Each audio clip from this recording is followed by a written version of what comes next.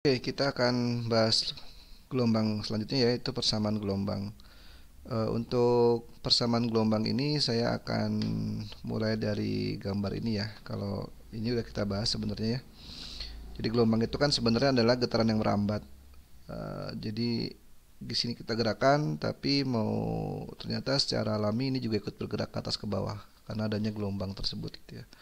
Nah, penurunan persamaan gelombang ini adalah diturunkan dari persamaan gerak osilasi. Jadi kita asumsikan di sini itu geraknya osilasi gitu. Jadi kalau misalnya kita masih ingat bahwa pada gerak osilasi itu kan persamaannya adalah Y sama dengan A sin omega T plus theta 0 gitu ya. Ini gerak osilasi nih gitu. Nah, untuk gelombang itu kan sebenarnya gerak osilasi yang merambat, kalau saya bisa bilang gitu ya. Jadi ini merambatnya kalau dilihat dari gambar ini kan ke kanan gitu ya. Jadi kalau ininya digerakkan ke atas ke bawah, maka ini juga ikutan atas ke bawah. Nah, kita ambil aja titik salah satu titik ya, misal di sini titik gitu ya. Dengan dari sini ke sini itu kan X gitu. Sebenarnya kan gerakannya sama, ini ke atas ke bawah, ke atas ke bawah, ke atas ke bawah. Ini juga sama nanti ke atas ke bawah, ke atas ke bawah, ke atas ke bawah gitu ya, dan seterusnya. Tapi yang berbeda adalah jeda gitu. Jadi misalnya ini udah di atas, ini mungkin baru sampai mana gitu, karena ada jeda waktu gitu. Karena di sini anggap aja ini X ya, jaraknya X, tapi ada kita butuh waktu dari sini ke sini itu adalah waktu yang dibutuhkan untuk merambat dari sini ke sini adalah atau jeda waktunya adalah X per V gitu kan. X itu kan jaraknya ya. V itu kecepatan rambat gelombang gitu. Nah, jadi kita perlu buat persamaan baru untuk titik ini yaitu Y sama dengan A, atau mungkin kita bisa anggap aja ini delta T ya gitu ya. Jadi ada jeda waktu dari sini, misalnya ini waktunya T gitu ya. Tapi kan ada jeda waktu nih, ke sini adalah besarnya ada delta T. Jadi kita bisa persamaan baru untuk gelombang ya.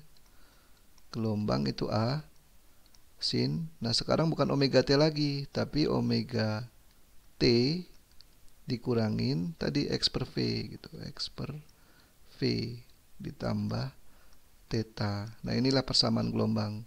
Yang mana kalau kita lanjutkan lagi, jadi saya tulis ini ya persamaan gelombang ya, yaitu Y sama dengan A sin omega T dikurangin omega X per V gitu ya, ditambah theta gitu ya. Nah, ini kalau kita keluarkan omeganya, kalau kita jabarkan omeganya ya, sin ini kan 2 pi per T dikali T dikurangin 2 pi per T. Kita lihat nih X per V itu apa gitu ya. X per V nanti kita jabarkan lagi ya. Nah, ini kalau kita teruskan sin ini tetap ya 2 pi per T dikali T, ini 2 pi, ini T kali V nih. T kali V itu kan sebenarnya lambda.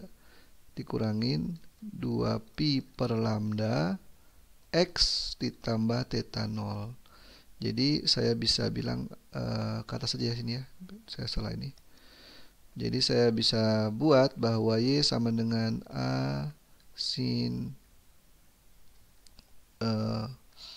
omega T dikurangin Kx, di mana K itu nanti 2 pi per lambda ya ditambah dengan theta 0.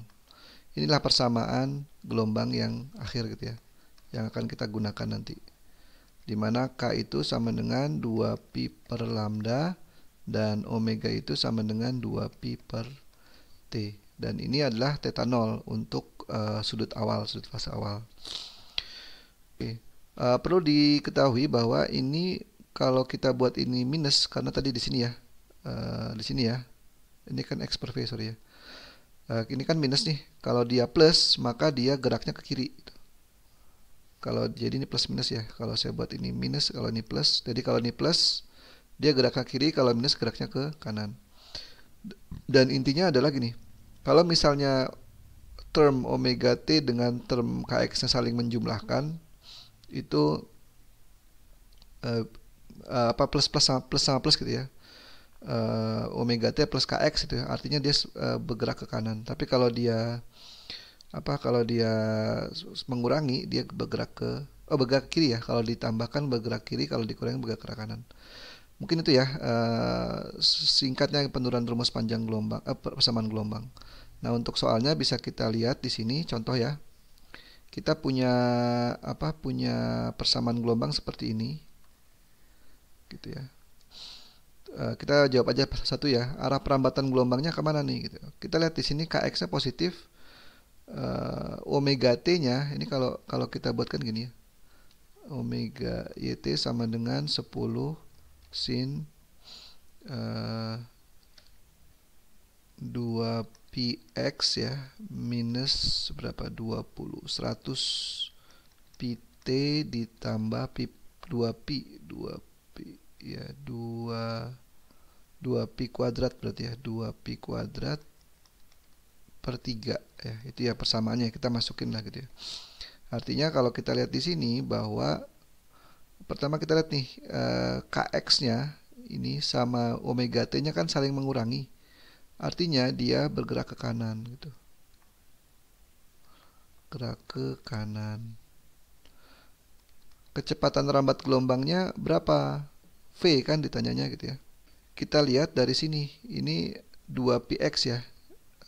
2px kan berarti kita bisa lihat ini 2px itu kan sama dengan kx ya gitu. Ini kita lihat sini ya.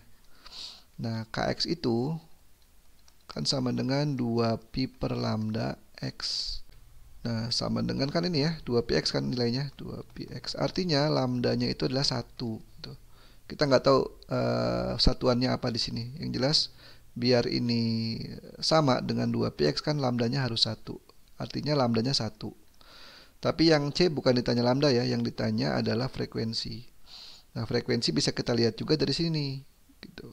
Ini kan omega T nih. Jadi omega T itu sama dengan 100 pt gitu. Berarti